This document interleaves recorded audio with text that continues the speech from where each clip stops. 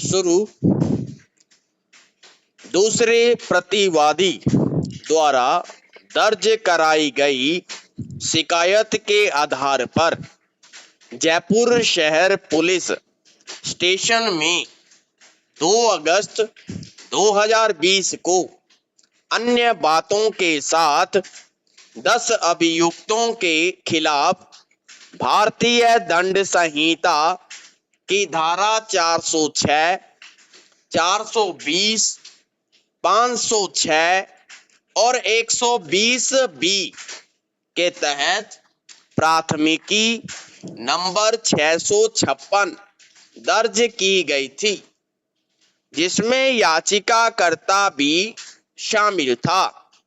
FIR की जांच का समापन दंड प्रक्रिया संहिता की धारा 173 के संदर्भ में 14 फरवरी 2022 को याचिकाकर्ता के खिलाफ भारतीय दंड संहिता की धारा 420, 406 और 180 के तहत अन्य बातों के साथ एक पुलिस रिपोर्ट प्रस्तुत करने के साथ हुआ।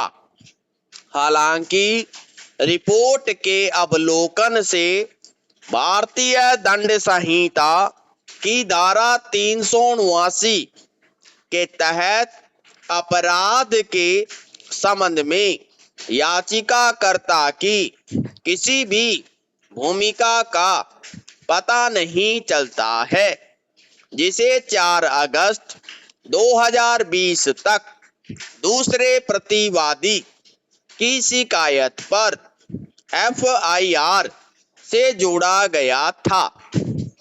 दूसरे प्रतिवादी द्वारा लगाए गए आरोपों में बताया गया है कि उसे आयुर्वेदिक दवाओं के निर्माण में लगी एक दवा कंपनी की स्थापना के उद्देश्य से कुल 45 लाख रुपए देने के लिए मुख्य आरोपी, जो याचिकाकर्ता की बहन है, द्वारा लुभाया गया था।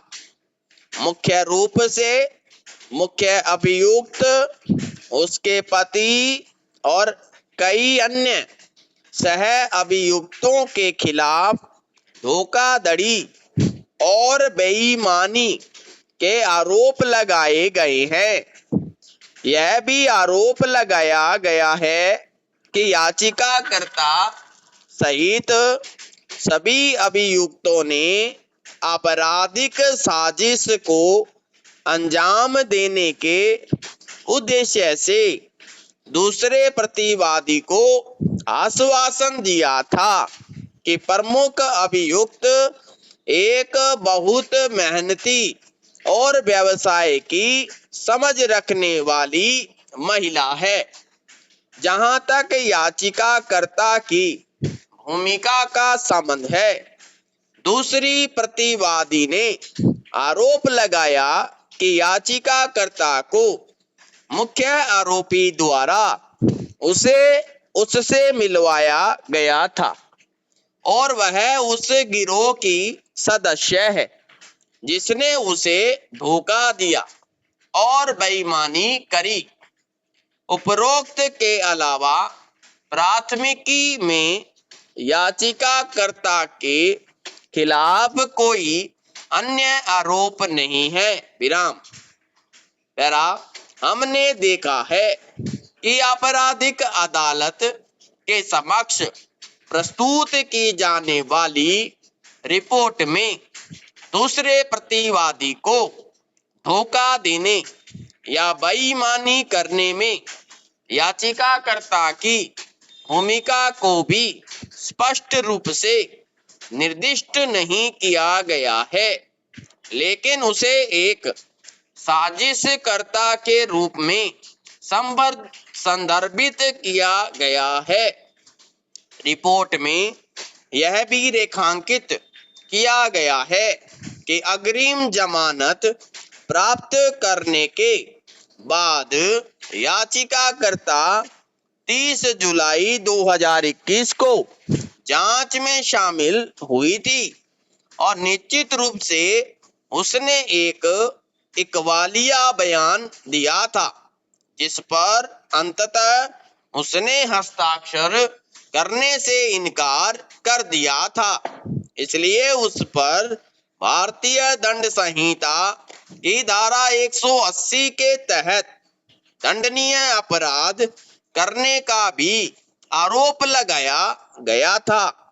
रिपोर्ट प्राप्त होने पर आपराधिक अदालत ने अपराध का संज्ञान लिया और उसके बाद मुख्य न्यायिक मजिस्ट्रेट जयपुर द्वारा 18 जुलाई 2022 के एक आदेश द्वारा अभियुक्त के खिलाफ आरोप तय किए गए। इस तरह के आदेश को याचिकाकर्ता ने दंड प्रक्रिया संहिता की धारा 397 के तहत चुनौती दी थी। अतिरिक्त सत्र न्यायाधीश जयपुर ने 27 सितंबर 2022 के एक आदेश द्वारा संशोधन को योग्यता की कमी के रूप में खारिज कर दिया। समाप्त।